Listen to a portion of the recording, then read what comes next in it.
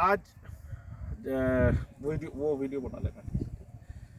जैसा कि हम लोग यहाँ पर खड़े हैं भदौरिया कृषि फार्म धुमराडीह पर। यहाँ हम लोग एक खेत में खड़े हैं जिसमें अक्टूबर गन्ना बोया गया है। अक्टूबर गन्ने के साथ में लाही भी बोई गई और ये विषय बहुत ही महत्वपूर्ण है, बहुत महत्वपूर्ण तरीके से पिछले भी समय रखा गया है कि हमारा गन्ना किसान जो हमारा लखीमपुर में या प्रदेश में सबसे ज़्यादा अगर कोई फसल होती है वो गन्ने की फसल होती है। और गन्ने की फसल में कैसे किसान और चीनी मिल दोनों लोग मिलकर के कैसे कार्य करें कि सबको फ़ायदा हो, हमारे देश को फ़ायदा हो, हमारे प्रदेश को फ़ायदा हो। इस विषय पे हमेशा से सरकारें आई हैं, गई हैं, उन्होंने नीतियां बनाई है, कार्य किया है। और इसी दौरान वर्तमान में जो हमारे नीति निर्धारक हैं माननीय केन कमिश्नर महोदय, इनकी नीतियों की बहुत ही किसानों के बीच प्रशंसा की जा रही है। कहीं ना कहीं से हम भी उनके प्रति आभार प्रकट करते हैं, क्योंकि शुरू में अभी जब से इनका कार्यकाल शुरू हुआ है, शुरू में जब ये बजाज हिंदुस्तान लिमिटेड वाले केवल किसानों को चीनी दे रहे थे और गन्ना का जो बैंक में पेमेंट नहीं कर रहे थे, ऑलमोस्ट इन्होंने रोक दिया था। चीनी देने से इन्होंने बहुत सी अराजकता फैला दी थी और उससे किसान को बहुत घाटा होने लगा था। चीनी खरीदता था जब किसान, तो वो बेचने में दलाल लोग उसके सस्ती चीनी खरीद लेते थे और किसान का बहुत ही चारों तरफ शोषण प्रारंभ हो गया था। कमिश्नर महोदय ने उस पर अपनी सख्ती दिखाते हुए और जो हमारे हम लोगों के द्वारा, किसानों के समूह के द्वारा प्रधानमंत्री, राष्ट्रपति जी, उपराष्ट्रपति जी और प्रदेश के राज्यपाल, मुख्यमंत्री, मुख्य गन्ना आयुक्त, प्रमुख सचिव, विभिन्न आयकर विभाग, कमर्शियल टैक्स विभाग और विभिन्न विभागों में इसके लिए कंप्लेंट की थी। उस पर पूरी तरीके से हमारे कमिश्नर महोदय ने सख्ती करके और उसको रोकथाम लगा दी थी। उसके बाद भी एक समय ऐसा आया था कि इन्होंने घटतौली पे बहुत अच्छा कार्रवाई की थी, घटतौली लगभग रुक गई थी। उसके बाद इन्होंने और भी जो प्रदेश में, जैसा कि हमेशा से रहा है कि चीनी का कितनी हम खपत करेंगे, चीनी की कितना हम खपत करेंगे, चीनी की खपत सीमित है और ऊर्जा के क्षेत्र में जब हम कार्य करेंगे तो उससे हम ऊर्जा के क्षेत्र में कार्य करके हम इस क्षेत्र को और अधिक बूम पर ला सकते हैं। तो केन एनर्जी का कॉन्सेप्ट हमने दिया था केन कमिश्नर महोदय को। तो केन एनर्जी के कॉन्सेप्ट पे कार्य करते हुए इन्होंने, केन कमिश्नर महोदय ने बहुत सी डिस्टलीज लगवाई, स्थापित की, उस पर भी इन्होंने प्रशंसा का कार्य किया। अभी और भी समस्याएं किसानों की रहीं, उसमें केन कमिश्नर महोदय ने अभी 4 मुद्दे हमने केन कमिश्नर महोदय को अवगत कराए थे अभी केन रिजर्वेशन मीटिंग में, कि आप अगर जो काटा बाबू हैं उनके अगर आप ट्रांसफ़र में सख्ती कर दें, उनके ट्रांसफ़र आप रैंडमली करें, लाटरी डाल करके, तो एक ये बिंदु हमने दिया था। दूसरा बिंदु दिया था कि जो गेट पर कांटे लगे होते हैं, इनका कंप्यूटराइज्ड कांटा होता है और एक मैनुअल कांटा होता है। अब मैनुअल कांटा स्थापित करने के लिए गन्ना नीति में विधिवत रूप से प्रावधान है, लेकिन अभी तक मैनुअल कांटों पर कोई सख्ती नहीं थी। मैनुअल कांटे नहीं स्थापित होते थे, अधिकारी जाते थे, वो क्रॉस चेक कर नहीं पाते थे और चीनी मिल वाले अपनी मनमानी करते थे। लेकिन बहुत आपको धन्यवाद देना चाहेंगे, आपने विशेष रूप से गाइडलाइन दी थी पूरे प्रदेश के प्रशासनिक अधिकारियों को गन्ने के क्षेत्र में लगे हुए कि मैनुअल कांटा हर हालत में स्थापित होगा, और पूरे प्रदेश में बदलाव आया। मैनुअल कांटे स्थापित हो गए और आज पूरे प्रदेश में चीनी मिलों ने गेट पर घटतौली बंद हो गई है। इसके साथ साथ जो ये क्रय केंद्रों पर सबसे बड़ी घटतौली का कारण ये होता था कि काटा बाबू रिपोर्ट अपनी रोक लेते थे, अतिरिक्त गन्ना पड़ा हुआ दिखा करके और किसान से पर्ची ले करके और पर्चियाँ बना देते थे और वो घटतौली करते थे।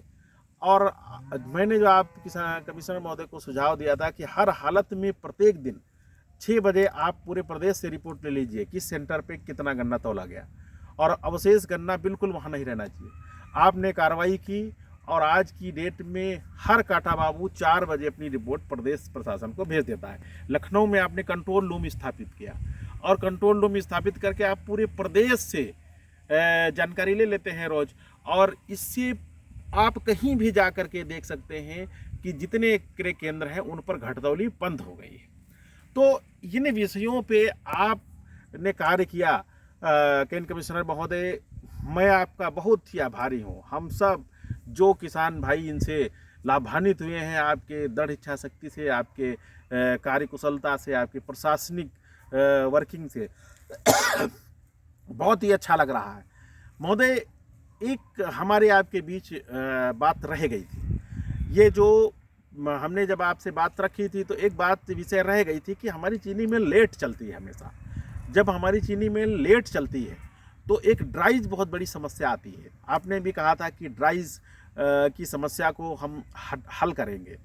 अब जब चीनी मिल लेट में चलेगी और मई तक चलेगी, जून तक चलेगी, तो अप्रैल मई का महीना बहुत गर्म होता है। उस महीने में बहुत गन्ना सूखता है और उस महीने में गन्ना भी सूखता है और भी खेती के कार्य बहुत अधिक होते हैं, तो किसान लाचार हो जाता है और गन्ने की प्रॉपर हार्वेस्टिंग नहीं करवा पाता है, जिससे कि किसान का भी गन्ना खेत में भी सूखता है और वो फैक्ट्री में भी सूखता है, कांटे पर भी सूखता है। तो ड्राई से लड़ने के लिए एक तरीका है कि हम चीनी मिल को जल्दी चलाएं। चीनी मिल को जल्दी चलाने के लिए हमारे पास एक तरीका है कि अगर हम जल्दी चलाना चाहते हैं, अक्टूबर में चलाना चाहते हैं, तो हमें अक्टूबर में पका हुआ गन्ना चाहिए। वेल, 1 साल का खड़ा, 1 साल की फसल हम पूरी कंप्लीट किया हुआ गन्ना चाहिए। उसके लिए हमें बहुत अगर हम केवल एक तरीका निकाल पाते हैं कि अगर अक्टूबर बुआई किसान बढ़ाए, अक्टूबर का गन्ना बोएगा, तो वो ऐसा संभव हो सकता है कि अक्टूबर में बो करके और अक्टूबर में पूरा 1 साल फसल का गन्ना दे। उससे चीनी मिल को भी जो गन्ना मिलेगा वो पका हुआ मिलेगा और उससे उनकी भी रिकवरी बढ़ेगी।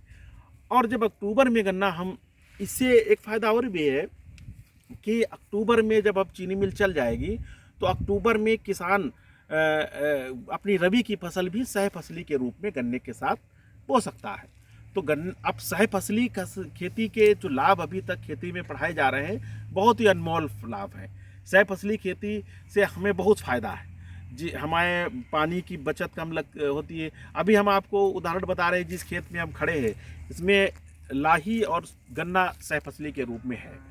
लाही बो करके आप लाही की फसल को बोए, फिर उसको काटे, उसके बाद उसमें फरवरी मार्च में गन्ना बोएं। फरवरी मार्च में गन्ना बोएंगे तो वो फिर अगले फरवरी मार्च में गन्ना कटेगा। तो इस प्रकार से एक बार आपको जुताई खुदाई लाही के लिए खेत तैयार करना पड़ेगा, उसकी लागत लगेगी। दूसरी लागत आप गन्ने के लिए जब जुताई खुदाई करेंगे उसमें लगेगी आपकी लागत, और लागत आपकी बढ़ जाएगी। और अगर आप धान काटने के बाद से, और धान काटने के बाद तक ही क्या है उसको धान के काटने के वीडियो चलाओ, खाली वो वीडियो बनाओ, ठीक है। धान काटने के बाद से और धान काटने के बाद अगर अक्टूबर बुआई धान काटने के बाद से फिर आप अगर प्रारंभ करते हैं तो सरसों की बुआई, सरसों की कटाई, फिर गन्ने की बुआई, फिर आप गन्ना 1 साल बाद उसको फरवरी में काटेंगे जाकर के। तो अगर आप धान काटने के बाद सीधे गन्ने की बुआई कर दें और उसमें लाही बो दें, तो आप लाही काट लेंगे। लाही काटने के बाद फिर एक ही बार आपको खेत तैयार करना पड़ेगा, और इससे एक बार खेत तैयार करना पड़ेगा और फसल आपकी धान काटने से लेकर के और अगली फरवरी तक आप 3 फसल ले सकते हैं। लाही के बाद आप गन्ना करें, गन्ना के बाद फिर आप गन्ना आपका कट जाएगा नवंबर में, नवंबर के बाद फिर आप गेहूं ले सकते हैं। तो जितने समय में आप लाही के बाद गन्ना बोने में जितने समय में 2 फसल ले पाते हैं, उतने समय में आप 3 फसल ले लेंगे। तो आपकी फसल भी बढ़ गई, लागत भी कम हुई, और अक्टूबर बुआई में आपका कम से कम 20 कुंटल बीघे गन्ना भी बढ़ता है। तो आपकी 20 कुंटल बीघे गन्ने की उत्पादकता भी बढ़ गई। तो जब तीनों चीज़ आपकी होंगी, गन्ने की बुआई, जब आपकी फसल की लागत भी कम लगी, फसल की संख्या भी ज़्यादा हो गई, उत्पादकता भी बढ़ गई। तो इन तीनों चीज़ों से होने से हमारी किसानों की आय दुगनी होगी। ये हो गया किसानों का पक्ष कि अक्टूबर बुआई से किसानों को कितना लाभ है। दूसरा पक्ष है, जब चीनी मिल जल्दी चल जाएगी तो क्या होगा कि वो अप्रैल लास्ट में बंद हो जाएगी। जब अप्रैल लास्ट में बंद हो जाएगी तो चीनी मिल में ड्राइज कम होगी, उनको अच्छा माल मिलेगा, उसमें रिकवरी अच्छी आएगी। और रिकवरी अच्छी आने के साथ साथ जो कर्मचारियों में वर्किंग एफिशिएंसी बढ़ेगी, क्योंकि ठंडक में ही ये काम हो जाएगा, प्रतिकूल वातावरण उनको नहीं झेलना पड़ेगा। तो जो उनको भी जो ह्यूमन रिसोर्स है उसकी वर्किंग एफिशिएंसी भी बढ़ेगी। तो ये एक ओवरऑल माहौल पूरे चीनी उद्योग का बदलाव होगा। अब महोदय, ये 80 जब ये हम बात कर दें कि अक्टूबर बुआई गन्ना किसान क्यों नहीं बढ़ा रहा है, आखिर इतना फ़ायदा है तो ये हो क्यों नहीं रहा है काम, ये होना चाहिए, सबके दिमाग में बात आती है। महोदय, इसमें केवल एक कारण है कि हमारी जो गन्ना नीति में जब हम सट्टा बनवाने की बात करते हैं, जब हमारा गन्ना सर्वे हो जाता है, गन्ना सर्वे के बाद जब कैलेंडर बनाते हैं तो उसमें जब पर्चियाँ बनाते हैं तो पर्चियों में जब कैलेंडर बनाते हैं तो कैलेंडर में जो पर्चियाँ हम लगाते हैं वो हम पेड़ी जो अक्टूबर बुआई किसान करेगा, अक्टूबर बुआई को पेड़ी का एरिया माना जाता है, अक्टूबर गन्ने को पेड़ी का एरिया माना जाता है। और जब किसान अक्टूबर बुआई करता है तो ऐसा आंकड़े उपलब्ध हैं, अक्टूबर बुआई करने में लामोहला उसका पेड़ी का एरिया 80% हो जाता है। अब जब पेड़ी का एरिया 80% हो जाता है और उसको गन्ना आपूर्ति उसकी पेड़ी में न करके, अगर अब जो गन्ना नीति में नियम है वो केवल 60% पेड़ी ही आपकी कंसीडर करते हैं, केवल 60% पेड़ी ही रख करके और आपकी पर्ची बनाते हैं। अगर इसको इस वजह से हमारे किसान भाई अक्टूबर बुआई नहीं करते क्योंकि उनको गन्ना आपूर्ति में सहूलियत नहीं होती, गन्ना आपूर्ति में उनको बहुत दिक्कत उठानी पड़ती है। तो अगर ये काम हो जाता है कि गन्ना आपूर्ति में अक्टूबर बुआई करने वाले किसानों को उनकी जो गन्ने का सट्टा है 80-20 पे बनाया जाए, 80% पेड़ी लगाई जाए और 20% बवारी लगाई जाए। अब इसको हमारा जो गन्ना विभाग है वो पूरी तरीके से उसका सर्वेक्षण करके और उस पर अच्छी तरीके से उसका निरीक्षण करके और इस कार्रवाई को करे, ये हमारे डिपार्टमेंट की जिम्मेदारी है। लेकिन अगर इस कानून को ज़्यादा दिन जारी रखा गया, 60-40 वाले कानून को, तो ये कानून से विभाग तो सहूलियत में है लेकिन चीनी उद्योग, सरकारी गन्ना विभाग सहूलियत में, लेकिन चीनी उद्योग संकट में है। तो मैं ये अपील करूँगा कि इस विषय को संज्ञान में लेते हुए और गन्ना का जो 60-40 का रेशियो जो गन्ना नीति में है उसको बदल करके 80 और 20 के अनुपात में करना चाहिए। हमारे बीच उपस्थित हैं श्रीमान मुनिंदर पाल सिंह भदौरिया जी, श्रीमान आला सिंह भदौरिया जी। आपको जो ये विषय बताया गया, आप इस गन्ने के खेत पे खड़े हैं, ये भदौरिया किस फार्म का खेत है। आप लोग इससे अवगत रहे हैं। यहाँ गन्ना भी बोया है और लाही भी बोई है। तो आला सिंह, पहले हम आपसे प्रश्न करते हैं, ये इस पर आपका क्या विचार है, ये तरीका सही है या ये तरीका गलत है? हाँ, सही है। अच्छा, सही तो है, क्या लेकिन किसानों को बेचने के लिए तरीका सुझाव दो ना। बेचने के लिए गलत है, सही है लेकिन पैदावार किसान ने ठीक, लेकिन बेचने के लिए गलत है। बेचने के लिए गलत। तो क्या बेचने में चाहते हैं? बेचने में जब 60 तब बवारी जो है, अब हम बे अक्टूबर हम सब और पेड़ी हमारे पास है, अभी अक्टूबर वाली, फिर अगले साल पेड़ी हुई है, अब हम फिर अक्टूबर बोल रहे हैं, तो हमारे पौधा तो अक्टूबर ही करो है। अच्छा, तो वो पेड़ी सब कर दी जाए और पेड़ी हुई गई हमारे पास, तो पौधा जो है ना, जब अक्टूबर वाला पौधा मान नहीं रही सरकार। अच्छा, तो बेनिफिट देना रहे, तो हमें अक्टूबर में फायदा। फिर तो आप चाहते हो कि जो 60-40 का है वो गलत है, हटना चाहिए? बिल्कुल हटना चाहिए। गन्ना नीति में जो 60-40 पर पर्चियां बनते हैं उसको हटा करके, अगर नहीं हटती है तब जो है कायम रखा चाहिए। अक्टूबर बोए वाले के लिए नहीं, दूसरी हो चाहिए। हाँ, वो नीति कायम रखकर अक्टूबर बुआई करने वाले किसानों को चिन्हित करके और उनको 80 कितने पे चाहते हैं? 80-20 पे चाहते हैं कि 100% 80-20 चाहते हैं। अच्छा, ये जो खेत आप देख रहे हैं इसके विषय में हम आपसे कुछ चाहेंगे कि इस विषय पे आप रखें कि ये खेत का जो टेक्नोलॉजी लगाई गई है तो इसमें क्या फ़ायदा है, आपको क्या इसमें अच्छा लगा? हेलो, फ़ायदा है या घाटा है? आपने इसकी बुआई के समय भी आप आए थे? देखो, कोई जो कार्यक्रम हो या योजना हो, त्रुटिहीन तो कोई होता ही नहीं है। त्रुटिहीन तो होना ही होना कहीं न कहीं। जी जी। लेकिन ठीक है, सही फसली दो फसल मिल रही है, कोई दिक्कत ना है। तो क्या इससे आप प्रेरित हैं, आप भी इसको हम करना तो कर चाहेंगे? चुके हैं, अच्छा, तो आपने छोड़ कर क्यों रहे दिया? हैं। छोड़ क्यों? अरे पर्ची की कोई वजह से खाड़ दी। पर्ची की वजह से कुछ परिस्थिति रही, जैसे जमीन नहीं खाली मिली तो अलग चीज।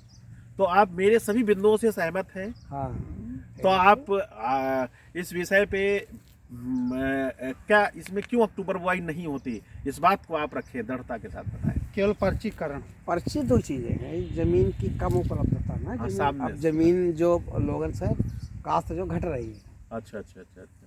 तो उसके लिए जैसे ज्यादातर अपने यहाँ धान की खेती ना हो, हाँ हाँ हाँ। धान में अक्टूबर बोई सकत 80-85% गन्ना बोया जाता। अच्छा, खेत खाली कहाँ रखा, या तो जल्दी चीनी मिल चला अक्टूबर में तो बोया जाए। आप बात वही आ गए अक्टूबर की बुआई। हाँ। जब चीनी मिल जल्दी तब चलेगी ये अक्टूबर और जल्दी जब ही चलेगी जब उनको माल मिलेगा, भाई जबरदस्ती तो चला नहीं सकते। जब उनकी अक्टूबर बुआई किसान करेगा तभी वो चीनी मिल जल्दी चलेगी। चीनी मिल जब जल्दी चलेगी एक बार तभी- चलाए वो तब फिर प्रोत्साहन मिले किसान का, हम बोए अक्टूबर से। नहीं, एक बार चलने जमीन से कहाँ से मिलेगा? नहीं नहीं, चलने से नहीं, जब अक्टूबर हमारी बोने अक्टूबर से बुआई होगी तभी चलेगी। तभी चीनी मिल चल वो पाए। का जमीन कहाँ से मिले ये बता। नहीं खेत खाली ना है नहीं, का जमीन नहीं, ना ये जमीन तो मिल फायदा जाएगी। मिले लगे जो है जब ये नीति अक्टूबर बदल बोया जाएगी, तो नीति बदल जाए, 40 वाली नीति हाँ, बदल नीति जाए बदल जाए तब जो ऑटोमेटिक धान आदमी के बोए बाद लगे। आदमी करने लगे, बिल्कुल करे लगे। वो एक चक्र बन जाएगा। धान बोएगा, धान अपने बोई नहीं रहा ना, हाँ। गेहूं बोई नहीं रहा, हाँ। गेहूं बो फिर गंदा कर दे, दिक्कत ये नहीं, अब वो जरूरी भी है, धान भी बोना जरूरी है।